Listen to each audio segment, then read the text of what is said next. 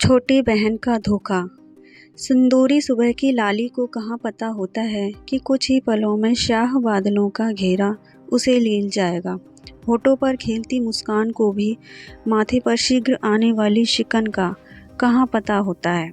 जब तस्वीरों में हम अपना समय कैद करते हैं तब भी कहाँ जानते हैं कि मन की थाह लेना कितना मुश्किल है।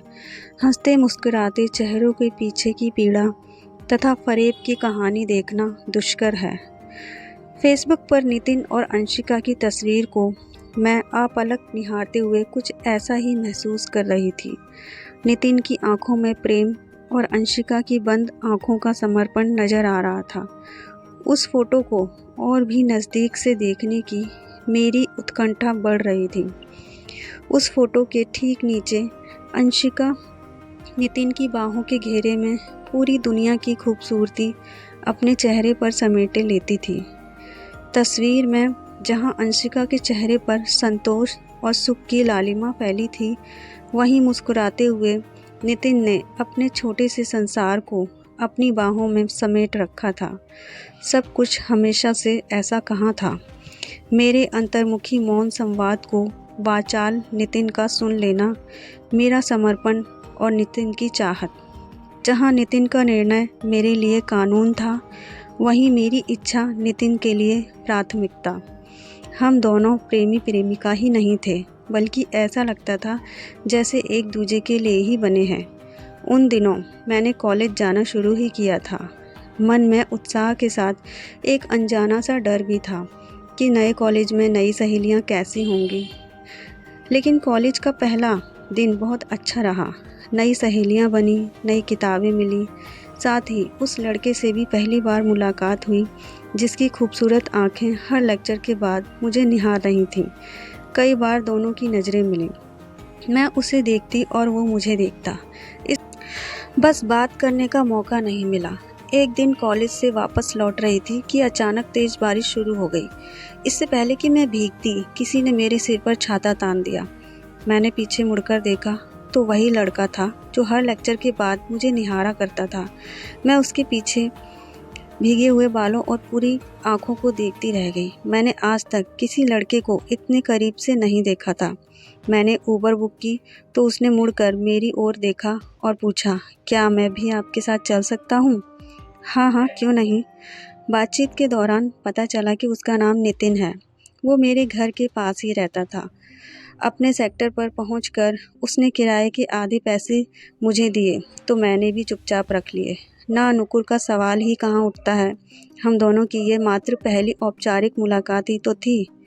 फिर उसने अपनी जेब से गुलाबी लिफाफा निकाला और एक गुलाब के फूल के साथ मुझे देकर बाय कहकर टैक्सी से उतरकर आगे बढ़ गया। काफ़ी देर तक मैं उसके बारे में सोचती रही।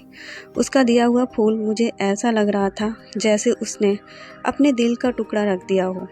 हाथ का सामान टेबल पर रख कर मैंने लिफाफा खोला और खत पढ़ना शुरू किया। डियर रीमा, तुम्हें देखता हूँ तो देखता ही रह जाता हूँ। तुम जैसी मेहनती, काम के प्रति समर्पित और मेधावी लड़की मैंने आज तक नहीं देखी। तुमसे बात करने का मेरा बहुत मन करता है, पर डर लगता है कि तुम कहीं मुझे गलत ना समझ बैठो। उस दिन के बाद से हम अक्सर मिला करते, कभी कनॉट प्लेस, कभी रेस्टोरेंट या कॉफ़ी हाउस। लेकिन पिछले कुछ दिनों से हम आधे अधूरे से हो गए थे, खासकर जब से मेरी छोटी बहन अंशिका हम दोनों के बीच आ गई। एक दिन मैंने अपनी आंखों से दोनों को कॉफ़ी हाउस में चहकते हुए कॉफ़ी पीते देखा था। हैरानी तो तब हुई जब अंशिका ने मुझसे नितिन का परिचय अपने बॉयफ्रेंड के रूप में करवाया, और उससे भी ज़्यादा जब नितिन ने भी मेरी ओर इस अंदाज से देखा जैसे मुझे पहचानता ही ना हो। कहाँ मिला तुम्हें नितिन? फेसबुक पर। कैसा है? अच्छा, बहुत अच्छा। स्मार्ट सिस्ट दीदी। अब आप भी शादी के लिए हाँ कर दीजिए। माँ और पापा कब से आपके लिए एक सुयोग्य वर की तलाश कर रहे हैं। कितना आसान है अंशिका के लिए ये कहना, और मेरे लिए कितना मुश्किल जब मन मंदिर में नितिन की सूरत सहेज कर रखी हो। तभी दिल के एक कोने ने दस्तक दी।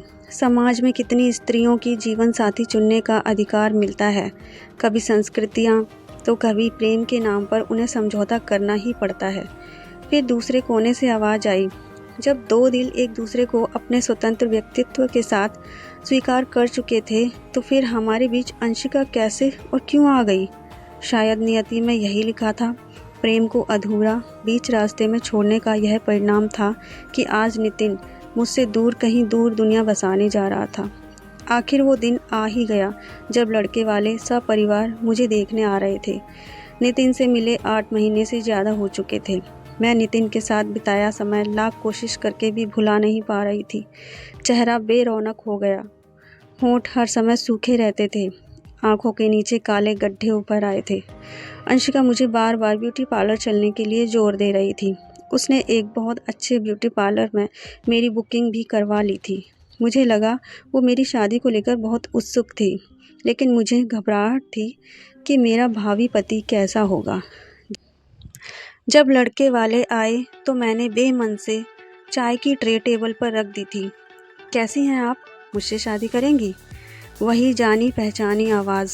सामने बैठे नितिन को देखकर मेरे हाथ कांप गए, आवाज़ गले में ही अटक गई। मुझे अंशिका ने संभाला। तभी एकाएक जोरदार तालियों के साथ एक ठहाका हवा में गूंज उठा। सरप्राइज़ दी, हम जानते थे कि आप और नितिन भाई एक दूसरे को पसंद करते हैं और शादी करना चाहते हैं। हमने थोड़ी ही शरारत करने की योजना बनाई और सभी बड़ों को भी इसमें शामिल कर लिया, यहाँ तक कि नितिन भाई के मम्मी पापा को भी। दीदी, आप और नितिन भाई एक दूसरे के लिए ही बने हैं, ये तो छोटा सा मजाक था।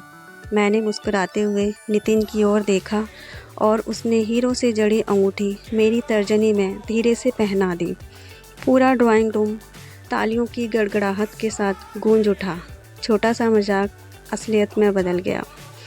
तो फ्रेंड्स, कहानी आपको कैसी लगी हमें कमेंट बॉक्स में ज़रूर बताइएगा। और ऐसे ही मोटिवेशनल, दिल को छू लेने वाली कहानियों के लिए हमारे चैनल से जुड़े रहिए और हमारे चैनल को सब्सक्राइब ज़रूर कर लीजिए। Thank you. जय हिंद।